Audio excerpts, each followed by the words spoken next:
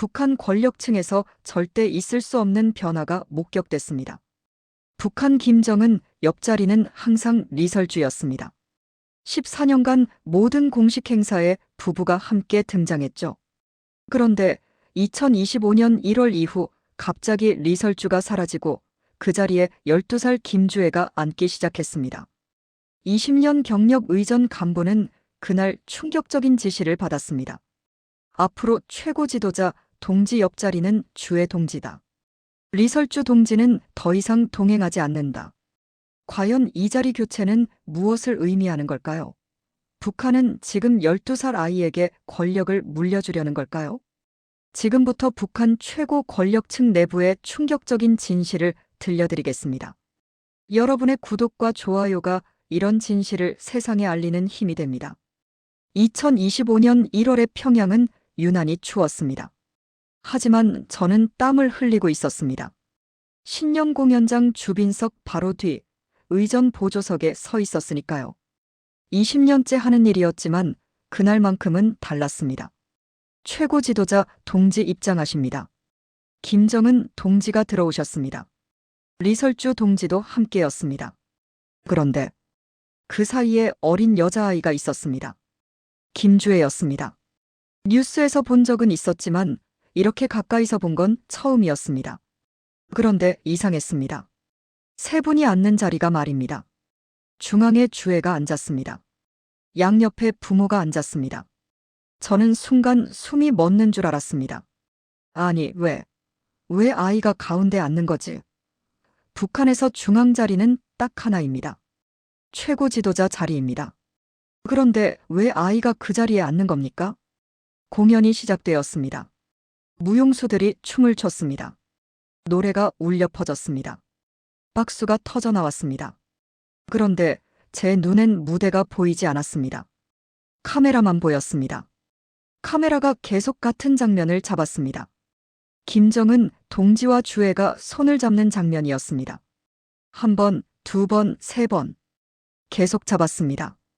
어깨를 밀착하는 장면도 계속 잡았습니다. 얼굴을 가까이 대는 장면도 계속 잡았습니다.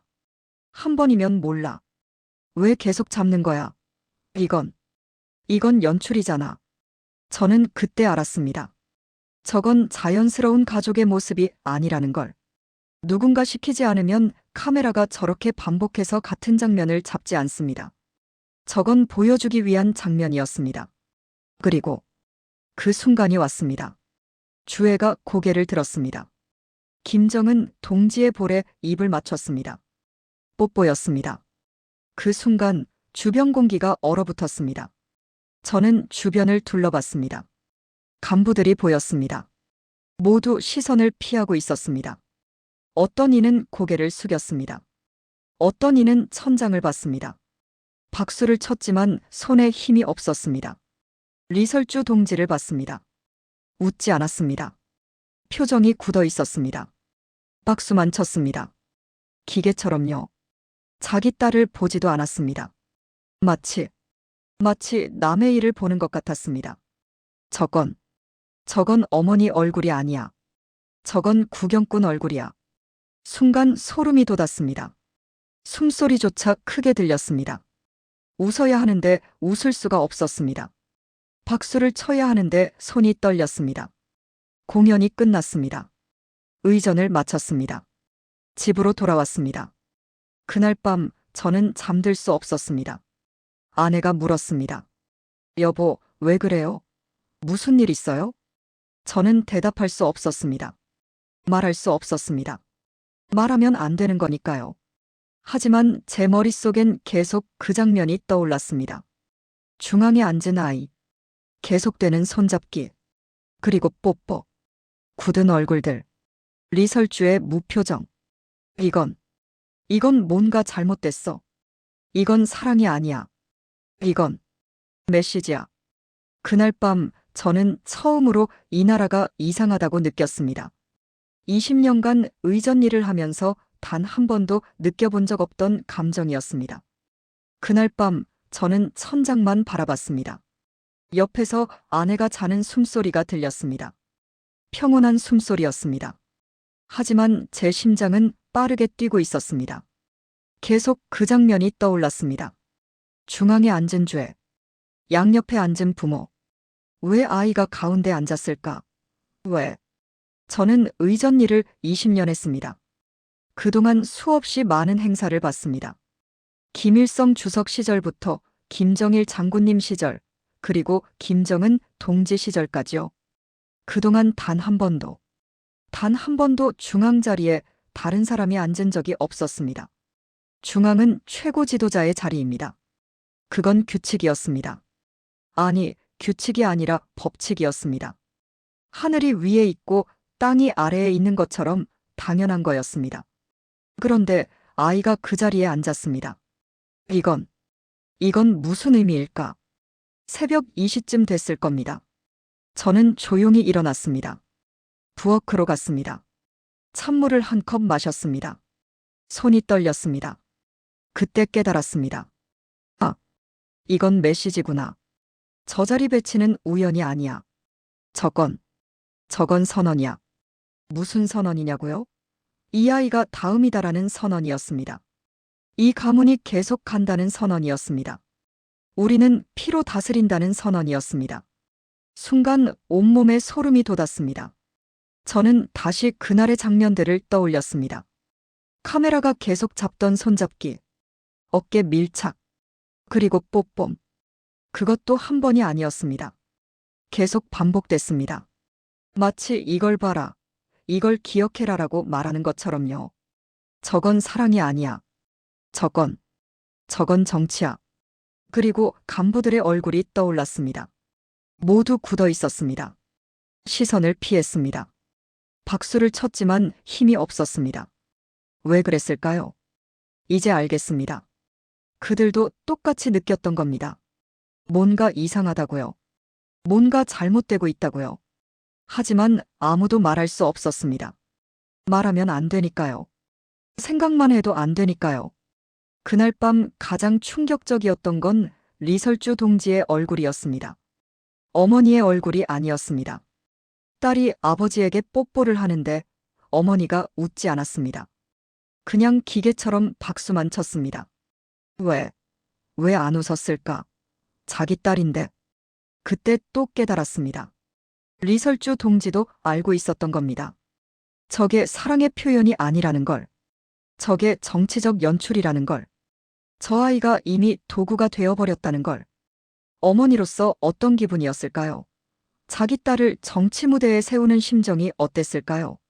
저는 제 딸 은영이를 떠올렸습니다. 25살입니다. 병원에서 일합니다. 만약 제 딸을 저런 자리에 앉혀야 한다면 저도 웃을 수 없을 것 같았습니다. 새벽 4시가 됐습니다. 여전히 잠이 오지 않았습니다. 저는 창밖을 봤습니다. 평양의 밤하늘이었습니다. 별이 보였습니다. 6.25 때 월남하신 어머니의 오빠, 그러니까 제 외삼촌도 저 하늘 아래 어딘가 계실 겁니다. 남쪽에서요. 어머니는 평생 외삼촌을 그리워하셨습니다. 통일이 되면 오빠를 볼 수 있을까? 라고 자주 말씀하셨습니다. 그날 밤 저는 처음으로 이런 생각을 했습니다. 이 나라, 과연 통일이 될까? 아니, 그 전에 이 나라가 얼마나 더 갈 수 있을까? 아이를 중앙에 앉히는 나라, 아이에게 뽀뽀를 시키는 나라, 혈통으로 권력을 물려주는 나라. 이런 나라가 과연 오래 갈 수 있을까요?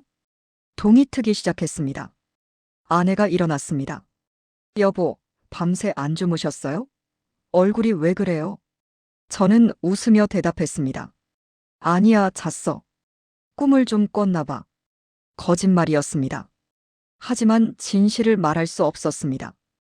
그날 아침부터 저는 모든 게 달라 보이기 시작했습니다.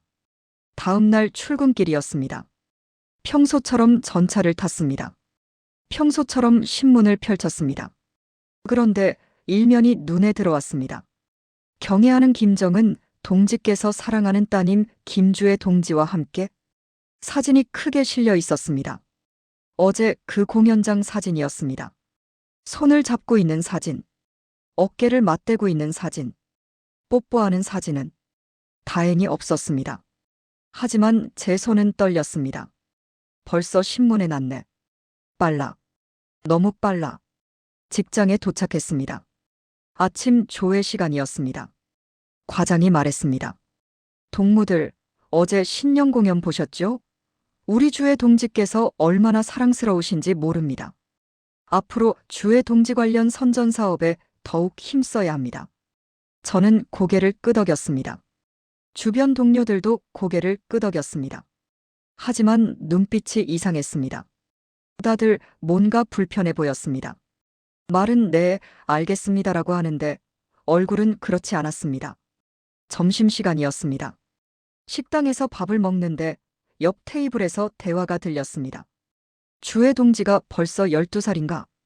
아직 어린데 참 의젓하시더라. 앞으로 우리가 잘 모셔야지. 모셔야 한다고. 벌써? 아직 아이인데. 그날 저녁 집으로 돌아오는 길에 선전 포스터를 봤습니다. 대동강변 광장에 새로 걸린 포스터였습니다. 김정은 동지와 주애가 손을 잡고 있는 그림이었습니다. 아래에는 이렇게 쓰여 있었습니다. 우리의 미래는 밝습니다. 저는 그 포스터 앞에서 한참을 섰습니다. 우리의 미래.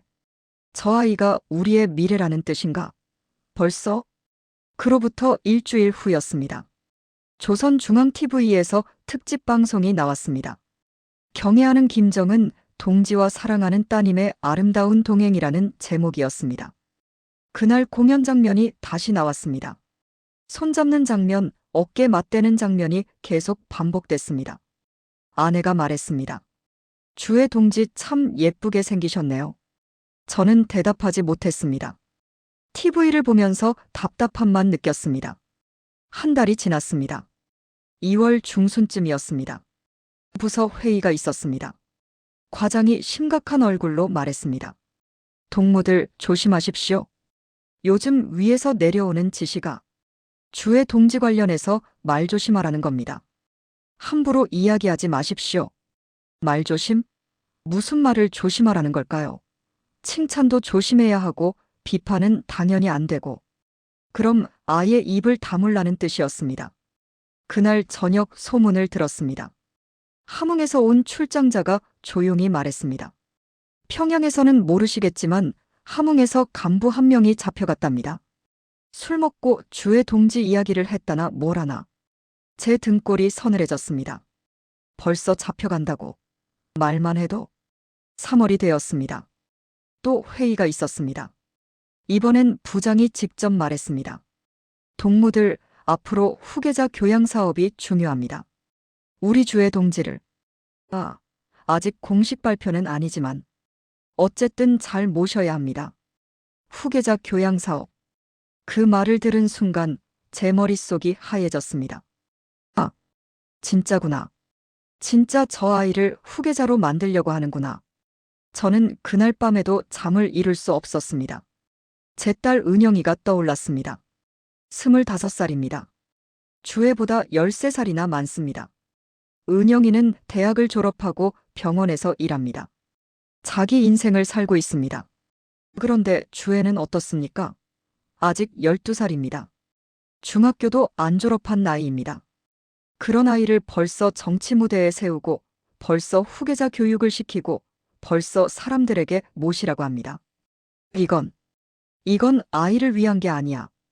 이건 체제를 위한 거야. 아이는 그냥 도구일 뿐이야. 5월쯤 되었을 겁니다. 또 소문이 들렸습니다. 이번에는 더 가까운 곳이었습니다.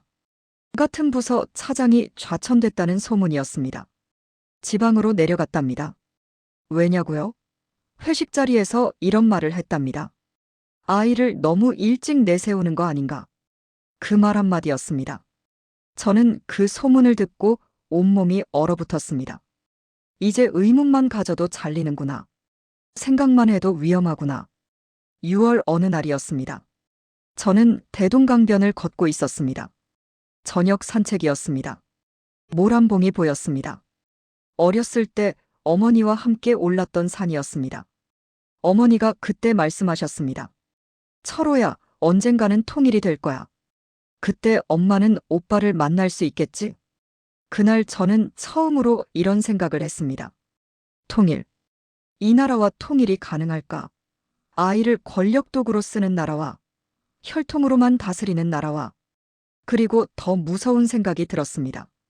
이 나라는 무너지려고 하는 게 아닐까? 너무 조급하잖아. 너무 불안해 보이잖아. 아이를 앞세우는 나라가 과연 안정적일까? 저는 그날 처음으로 이 나라를 떠나야 할지도 모른다고 생각했습니다. 7월 어느 날 저녁이었습니다. 퇴근해서 집에 돌아왔는데 딸 은영이가 식탁에 앉아 있었습니다. 표정이 어두웠습니다. 은영아, 무슨 일 있니? 딸이 고개를 들었습니다. 눈이 빨갛게 충혈돼 있었습니다. 아빠, 우리 계속 여기서 살아야 해요? 심장이 철렁했습니다. 왜? 왜 갑자기 그런 말을 하니? 병원에서요. 오늘 회의가 있었어요. 주의 동지 칭송 글을 쓰라고 했어요. 의사들한테요. 미래의 태양이라고 쓰래요. 아빠, 전 의사예요. 환자 치료하는 사람이에요. 근데 왜 정치글을 써야 해요? 딸의 목소리가 떨렸습니다. 저는 아무 말도 할 수 없었습니다. 그날 밤 아내와 단둘이 앉았습니다. 아이들은 다 잠들었습니다. 저는 조용히 말했습니다. 명숙이, 우리 나가야 할 것 같소. 아내가 놀란 얼굴로 저를 봤습니다. 여보, 그게 무슨... 더 이상은 못 견디겠소. 아이들 미래가 없소. 은영이 봤소? 저렇게 힘들어하는데. 성진이는 또 어떻죠? 군대 끝나고 당기관 들어갔는데 매일 주의 동지 선전문 쓴다고 밤샘합니다. 아내가 눈물을 글썽였습니다. 하지만 여보, 어머님은 어쩌고요? 83세이신데. 그 말에 가슴이 찢어지는 것 같았습니다. 어머니, 평생 이산가족의 한을 안고 사신 어머니. 이제 83세가 되셨습니다. 건강도 좋지 않으십니다. 어머니, 모시고 갈 수 없소. 그 험한 길을. 어머니가 어떻게 가시겠소? 그럼 어머님 두고 가시게요. 저는 고개를 숙였습니다. 눈물이 났습니다. 미안하오. 하지만 아이들은 살려야 하지 않겠소? 아내도 울었습니다. 우리는 그날 밤 많이 울었습니다. 다음 날부터 준비를 시작했습니다.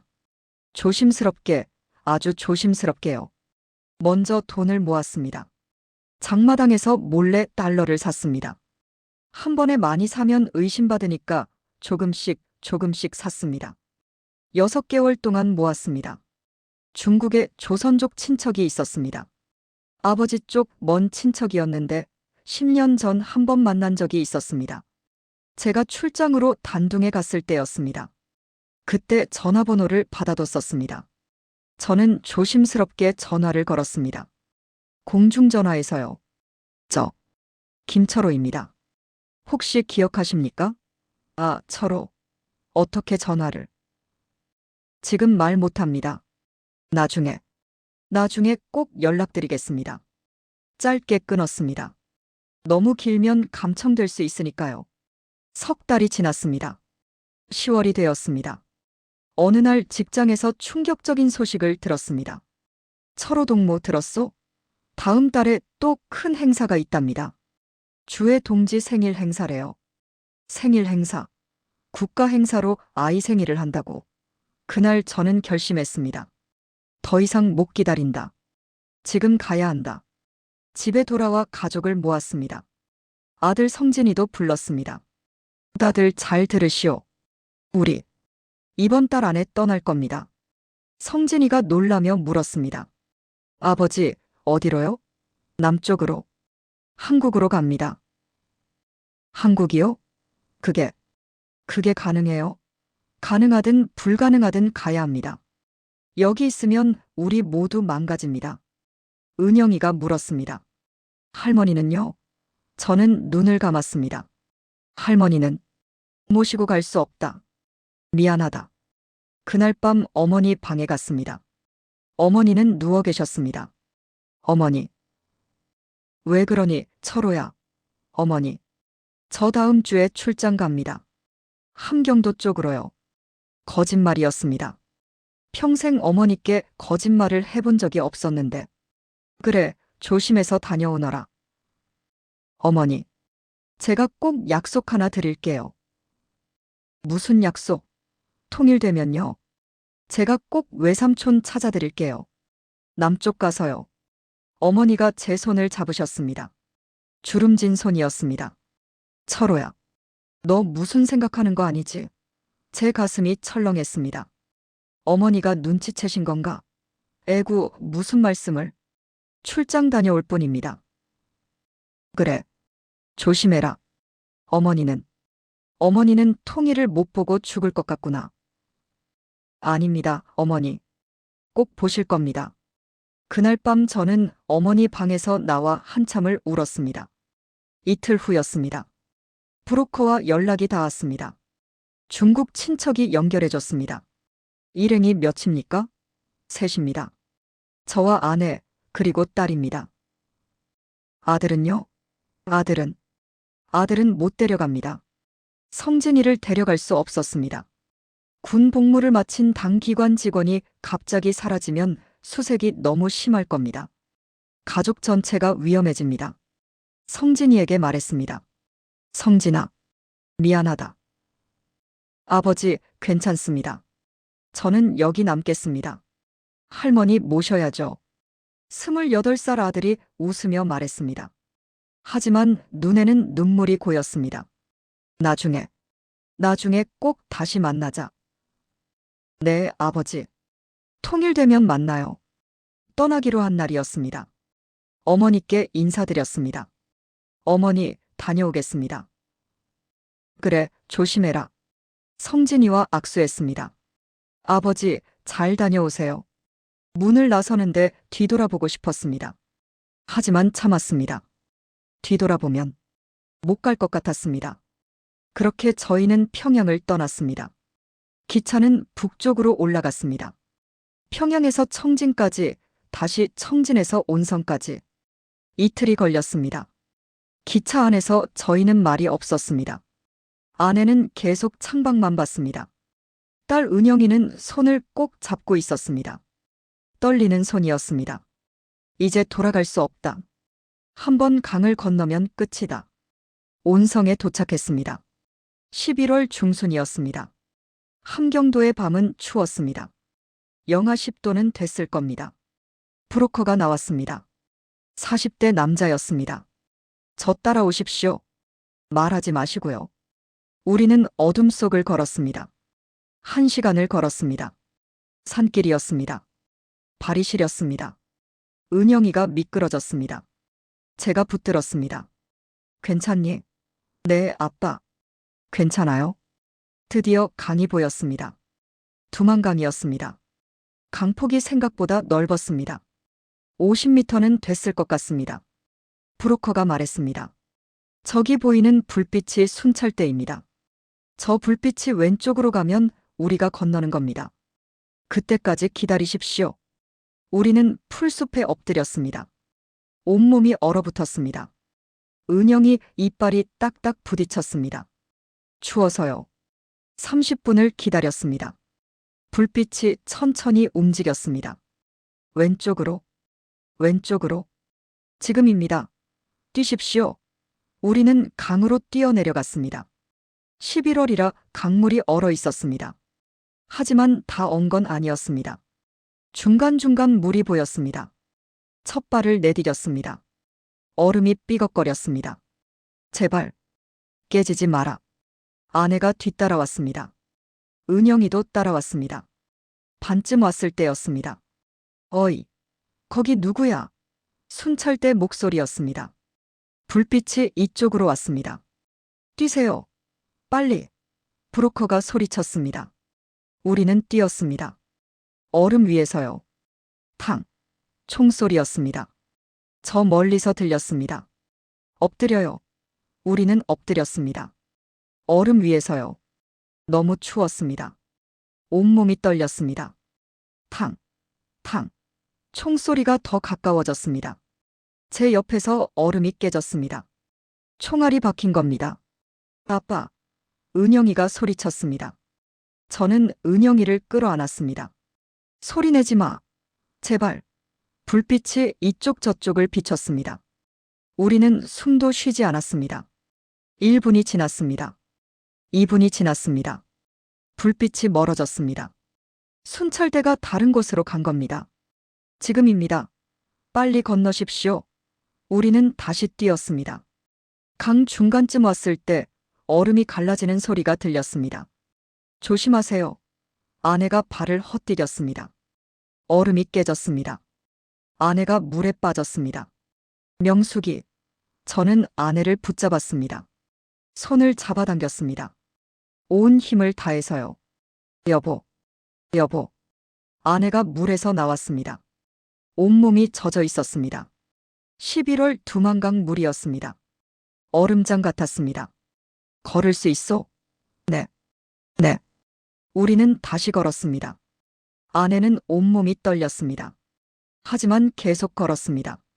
드디어 강 건너편에 도착했습니다. 중국 땅이었습니다. 저는 주저앉았습니다. 숨을 크게 쉬었습니다. 심장이 터질 것 같았습니다. 은영이가 울었습니다.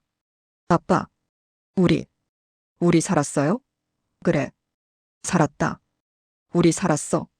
저도 울었습니다. 아내도 울었습니다. 브로커가 말했습니다. 일어나십시오. 아직 안전하지 않습니다. 빨리 마을로 가야 합니다.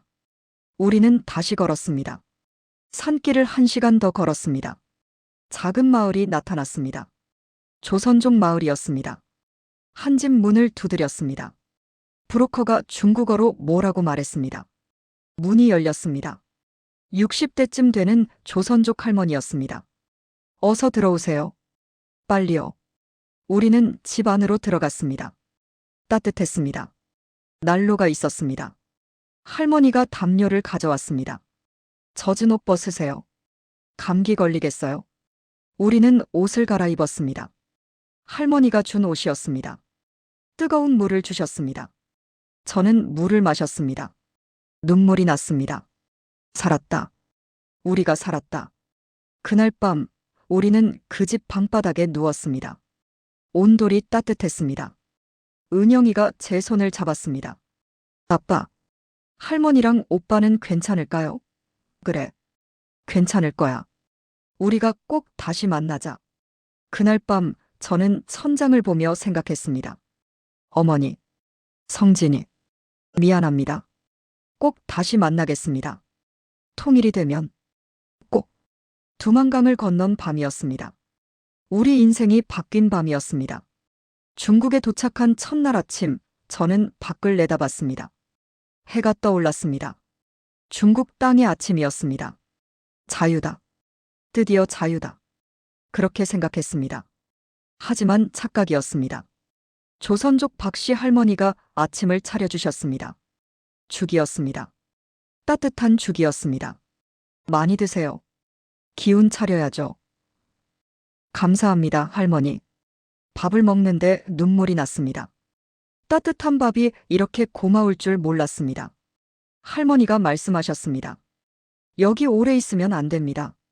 공안들이 자주 단속해요. 며칠만 쉬고 다른 곳으로 가야 합니다. 공안이요? 중국 경찰이에요. 탈북자 잡으러 자주 와요. 잡히면 북으로 다시 보내집니다. 심장이 철렁했습니다. 여기도 안전하지 않구나. 사흘을 그 집에서 지냈습니다. 낮에는 방 안에만 있었습니다. 밖에 나가면 안 됐습니다. 중국어를 못하니까 들키면 끝이었습니다. 나흘째 되는 날 브로커가 다시 왔습니다. 다른 곳으로 옮겨야 합니다. 투먼시 근처 식당으로 갈 겁니다. 거기서 일하면서 한국 갈 준비를 하세요. 얼마나 걸립니까? 빠르면 반년, 늦으면 1년입니다. 1년. 그렇게 오래 여기 있어야 한다고. 투먼시로 갔습니다. 작은 조선족 식당이었습니다. 주인은 50대 조선족 아저씨였습니다. 주방에서 일하세요. 설거지하고 청소하면 됩니다. 월급은 없어요. 대신 밥 주고 잘 곳 줍니다. 감사합니다. 그날부터 우리는 식당에서 일했습니다. 저는 주방에서 설거지를 했습니다. 아내는 청소를 했습니다. 은영이는 채소를 다듬었습니다. 하루 14시간씩 일했습니다. 아침 6시부터 밤 8시까지요. 힘들었습니다. 손이 터지고 허리가 아팠습니다. 하지만 참았습니다. 한국 가려면 참아야 해. 한 달이 지났습니다. 어느 날 밤이었습니다. 갑자기 밖에서 큰 소리가 들렸습니다. 꽁안이다. 문 열어. 제 온몸이 얼어붙었습니다. 아내가 제 손을 꼭 잡았습니다. 은영이가 떨었습니다. 주인 아저씨가 우리를 봤습니다. 빨리 다락으로 올라가. 우리는 다락으로 올라갔습니다. 좁은 공간이었습니다. 숨도 제대로 쉴 수 없었습니다. 아래에서 소리가 들렸습니다. 탈북자 없어. 없습니다. 저희는 다 조선족입니다. 확인해 봐야겠어. 발소리가 들렸습니다. 이곳저곳 뒤지는 소리였습니다. 저는 은영이 입을 막았습니다. 제발. 소리 내지 마. 10분이 지났습니다. 20분이 지났습니다. 없네. 가자. 발소리가 멀어졌습니다. 문 닫는 소리가 들렸습니다. 한참 후에 주인 아저씨가 말했습니다. 내려오세요. 갔습니다. 우리는 다락에서 내려왔습니다. 온몸에 땀이 났습니다. 무서웠습니다. 그날 밤 아내가 울었습니다. 여보, 여기도 지옥이에요. 북에 있을 때랑 뭐가 달라요? 저도 막막했습니다. 명숙이, 조금만 참읍시다. 한국 가면 괜찮을 겁니다. 정말 갈 수 있을까요? 갈 수 있어. 꼭 갑시다. 2달이 지났습니다. 3달이 지났습니다. 꽁한 단속은 일주일에 2~3번 있었습니다. 그때마다 우리는 다락으로 숨었습니다. 그때마다 심장이 터질 것 같았습니다. 어느 날 식당에 손님이 왔습니다. 한국말을 하는 사람이었습니다. 선교사였습니다. 주인 아저씨가 우리를 불렀습니다. 저분이 한국으로 보내줄 수 있답니다. 선교사가 말했습니다. 한국 가고 싶으세요? 네. 꼭 가고 싶습니다. 지금부터 긴 여행을 해야 합니다. 베트남, 태국을 거쳐서 한국으로 갑니다. 1달 넘게 걸릴 겁니다. 힘듭니다. 괜찮습니다. 할 수 있습니다. 그럼 준비하세요. 다음 주에 출발합니다. 그날 밤 저는 밖을 내다봤습니다. 중국 하늘의 별을 봤습니다. 어머니, 성진아, 우리 곧 한국 갑니다. 조금만 기다려라. 꼭 다시 만나자. 중국에서의 5달이었습니다. 자유가 아니었습니다. 또 다른 감옥이었습니다. 하지만 이제 희망이 보였습니다. 한국이라는 희망이요. 드디어 출발하는 날이었습니다. 선교사가 왔습니다. 젊은 한국 남자였습니다. 30대쯤 돼 보였습니다. 저를 따라오세요. 말은 하지 마시고 그냥 관광객처럼 행동하세요. 우리는 선교사를 따라 나섰습니다. 버스를 탔습니다. 긴 여행이 시작됐습니다. 투먼에서 창춘까지 버스로 6시간을 갔습니다. 창춘에서 하룻밤을 잤습니다. 다음 날 기차를 탔습니다. 기차로 이틀을 갔습니다. 광저우까지요. 광저우는 큰 도시였습니다. 사람이 많았습니다. 처음 보는 풍경이었습니다. 고층 빌딩이 즐비했습니다. 세상이 이렇게 큰 줄 몰랐다. 광저우에서 사흘을 기다렸습니다. 다른 탈북자들과 합류했습니다. 모두 8명이었습니다. 선교사가 말했습니다. 이제 베트남으로 갑니다. 국경을 넘어야 합니다. 위험합니다. 조심하세요. 밤이었습니다. 우리는 트럭을 탔습니다. 짐칸에 숨었습니다. 검문소를 통과해야 했습니다. 트럭이 멈췄습니다. 중국 국경 검문소였습니다. 밖에서 소리가 들렸습니다. 중국어였습니다. 무슨 말인지 몰랐지만 긴장됐습니다. 제발 통과시켜 주세요. 저는 속으로 기도했습니다. 은영이가 제 손을 꼭 잡았습니다. 10분이 지났습니다. 트럭이 다시 움직였습니다. 됐다. 통과했다. 1시간을 더 갔습니다. 트럭이 멈췄습니다. 짐칸 문이 열렸습니다. 내리세요. 여기가 베트남입니다. 베트남이었습니다. 처음 와본 나라였습니다. 날씨가 더웠습니다. 5월인데 한여름 같았습니다. 우리는 버스를 탔습니다. 하노이로 갔습니다. 그리고 다시 남쪽으로 내려갔습니다. 사흘을 버스를 타고 갔습니다. 힘들었습니다. 좁은 자리에 오래 앉아 있으니 허리가 아팠습니다. 은영이가 말했습니다. 아빠, 언제 도착해요? 조금만 참아라. 곧 도착한다. 하지만 아직 멀었습니다. 베트남 남북 끝까지 갔습니다.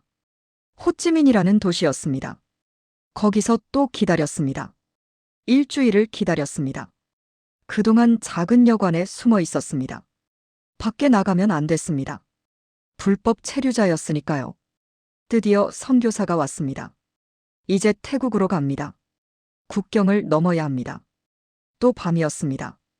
우리는 차를 탔습니다. 국경까지 갔습니다. 국경에는 철조망이 있었습니다. 하지만 한쪽이 뚫려 있었습니다. 우리는 그 틈으로 기어갔습니다. 철조망을 넘는데 제 옷이 걸렸습니다. 찢어졌습니다. 하지만 괜찮았습니다. 그냥 계속 갔습니다. 1시간을 걸었습니다. 정글 같은 곳을 지나갔습니다. 벌레가 많았습니다. 모기에 물렸습니다. 조금만 더 가면 태국입니다. 선교사가 말했습니다. 우리는 계속 걸었습니다. 그때였습니다. 멈춰. 손들어. 뒤에서 소리가 들렸습니다. 베트남 국경 경비대였습니다. 제 심장이 멎었습니다. 끝났다. 잡혔다. 선교사가 소리쳤습니다. 뛰세요. 빨리. 우리는 뛰었습니다. 온 힘을 다해서요. 멈춰. 쏜다. 뒤에서 총소리가 들렸습니다. 탕, 탕. 하지만 우리는 멈추지 않았습니다. 계속 뛰었습니다. 나무 사이로, 풀숲 사이로 미친 듯이 뛰었습니다. 30분을 뛰었을 겁니다. 숨이 턱까지 찼습니다. 은영이가 쓰러질 것 같았습니다. 아빠, 못 뛰겠어요? 조금만 더. 드디어 길이 나왔습니다. 포장도로였습니다. 여기가 태국입니다. 성공했어요. 선교사가 소리쳤습니다. 우리는 주저앉았습니다. 숨을 헐떡였습니다. 살았다. 또 살았다. 태국에서 버스를 탔습니다. 방콕으로 갔습니다. 이틀이 걸렸습니다. 방콕에 도착했습니다. 큰 도시였습니다. 사람이 정말 많았습니다. 선교사가 말했습니다. 이제 한국 대사관에 가야 합니다. 거기 가면 안전합니다. 다음 날 아침이었습니다. 우리는 택시를 탔습니다. 한국 대사관으로 갔습니다. 대사관 앞에 도착했습니다. 태극기가 보였습니다. 저는 그 순간 눈물이 났습니다. 저게 우리나라 국기다. 대사관 철문 앞에 섰습니다. 저는 문을 두드렸습니다. 여기 사람 있습니다. 문 좀 열어주세요. 문이 열렸습니다. 한국 사람이 나왔습니다. 직원이었습니다. 어떻게 오셨어요? 저희 북에서 왔습니다. 한국 가고 싶습니다. 직원이 우리를 안으로 안내했습니다. 들어오세요. 안전합니다. 이제 괜찮습니다. 그 말을 듣는 순간 저는 그 자리에 주저앉아 울었습니다. 아내도 울었습니다. 은영이도 울었습니다. 3,000km의 여행이었습니다. 한 달 넘게 걸린 여행이었습니다. 투먼에서 광저우, 베트남, 태국까지 버스, 기차, 트럭, 걸어서 온갖 방법으로 왔습니다. 이제 끝이었습니다. 이제 한국에 갈 수 있었습니다. 어머니, 성진아, 우리 해냈다. 우리 살았다. 2026년 1월이었습니다. 인천공항에 도착했습니다. 비행기에서 내리는 순간 저는 땅을 만졌습니다. 대한민국 땅이었습니다. 드디어 왔다. 공항 직원이 우리를 안내했습니다. 특별한 방으로 갔습니다. 거기서 조사를 받았습니다. 어디서 오셨습니까? 평양입니다. 언제 나오셨습니까? 지난해 11월입니다. 가족은요? 아내와 딸입니다. 아들과 어머니는 북에 두고 왔습니다. 그 말을 하는데 목이 메었습니다. 조사는 이틀이 걸렸습니다. 그리고 우리는 하나원으로 갔습니다. 탈북자 교육시설이었습니다. 하나원에서 석 달을 지냈습니다.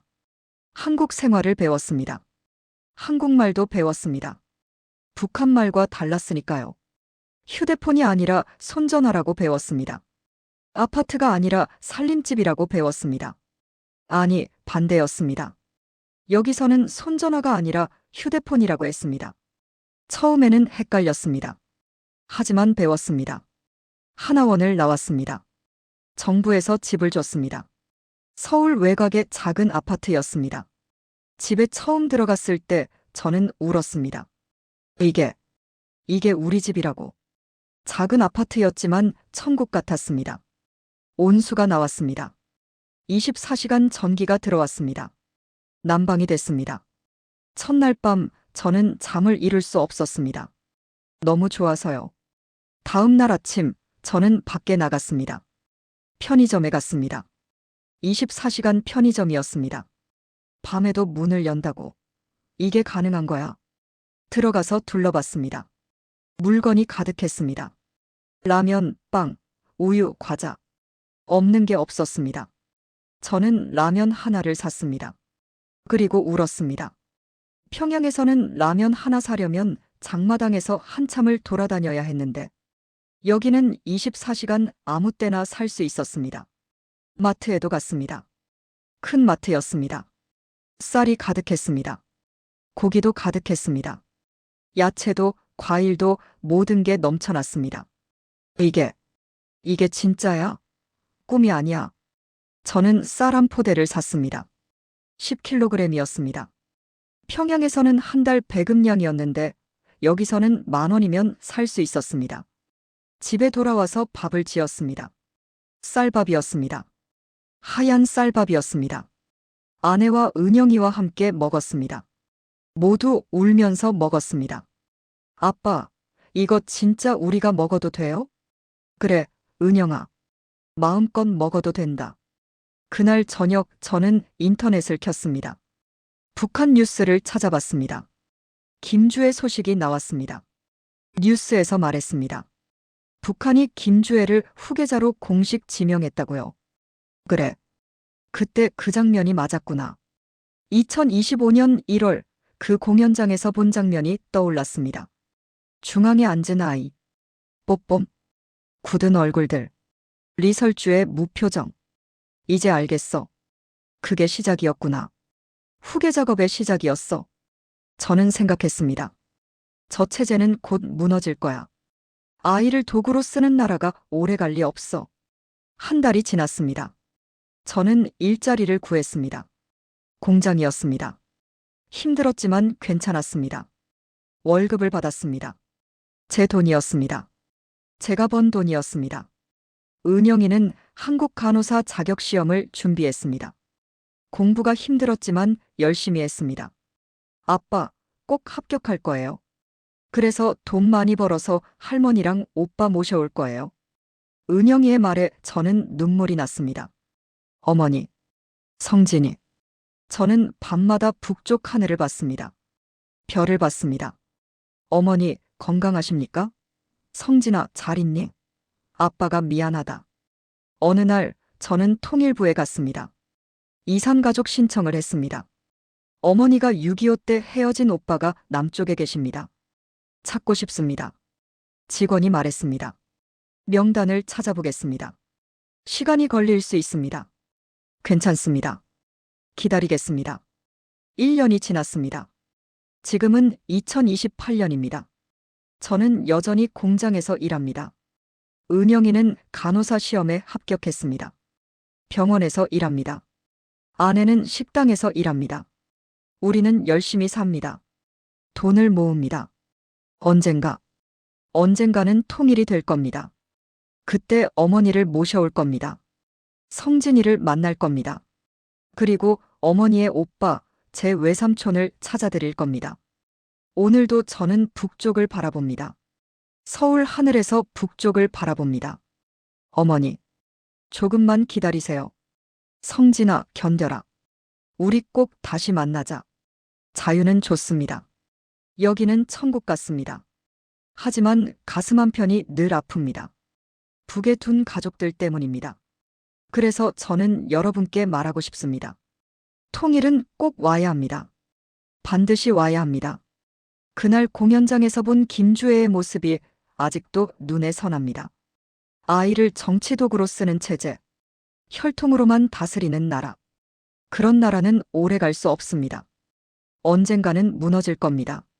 그리고 우리는 통일을 이룰 겁니다. 저는 그날을 기다립니다. 어머니를 만날 날을, 성진이를 안을 날을, 외삼촌을 찾아드릴 날을. 그날이 올 때까지 저는 여기서 열심히 살겠습니다. 자유를 누리면서 동시에 통일을 꿈꾸면서. 여러분, 감사합니다. 제 이야기를 들어주셔서 감사합니다. 통일은 꼭 옵니다. 우리 세대에 꼭 보고 싶습니다. 감사합니다.